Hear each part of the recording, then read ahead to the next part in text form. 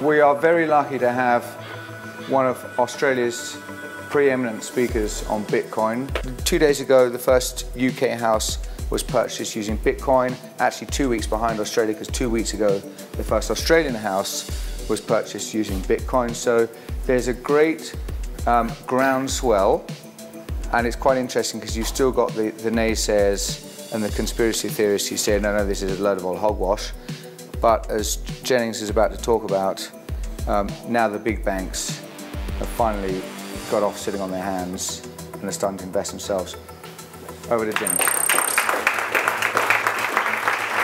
I'm not actually going to be here giving investment advice today, so unfortunately don't bank on anything I say, but I seem to have kind of timed this topic fairly well in terms of it just absolutely exploding over the last kind of 3 months. But also what kind of really brought it to my attention was this £30 million home in Notting Hill in London being sold, and bids were being requested in Bitcoin.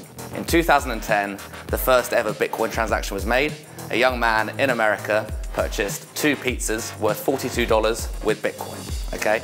Those pizzas would now be worth $75 million. That's probably old now because I haven't actually recalculated it. It makes the total growth of Apple stock since 1981, which is about 34,500%, look completely irrelevant. So what Bitcoin is here to try and do is create this peer-to-peer transaction, but without a third party verifying it. It's decentralized. There isn't the federal government bank of Bitcoin. There's not the International Bitcoin Fund. There's no massive third party behind it. It's completely decentralized and is simply run by everyone who uses Bitcoin. It's finite. I think this is a massive aspect.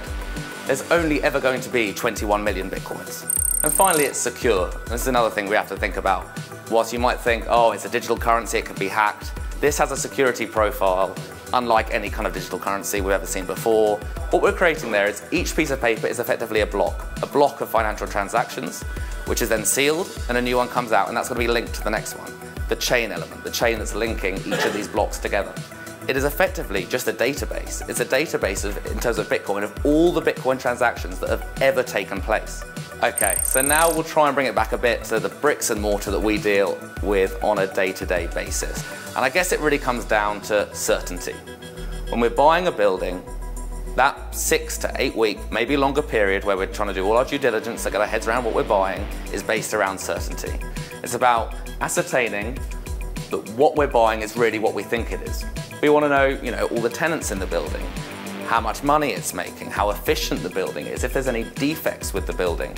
All of this information we're trying to find, but through extensive paper trails.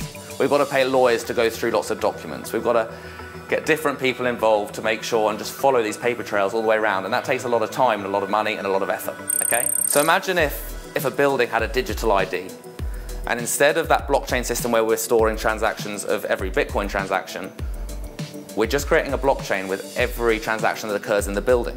So every time a new lease is in, it just goes into the blockchain. And what it would create is, when you brought up a building's ID, is the complete history of that building, everything that's happened in the building, but a completely ordered, digitalized format that's been verified by loads of other users through that decentralized system. And it could literally bring due diligence periods down to under a week. When all of that information is laid out, it's verified, you don't need to go and get a lawyer to check it and sign it off, because it's through this verified peer-to-peer system. So what's the conclusion here? Well, first of all, Bitcoin is the buzz, Bitcoin is what everyone's talking about, and Bitcoin's great. There is value in having a currency that can be exchanged globally, immediately, and transaction-free. If you look across globally, there's $200 trillion, US dollars, in cash, stocks, bonds, and gold. If you take 2% of that and put it into cryptocurrency, that will give cryptocurrency a total market cap of $4 trillion, which is about 4 times what it is now. So you can see where the arguments come from people strategizing and thinking of how it could still go up a lot further.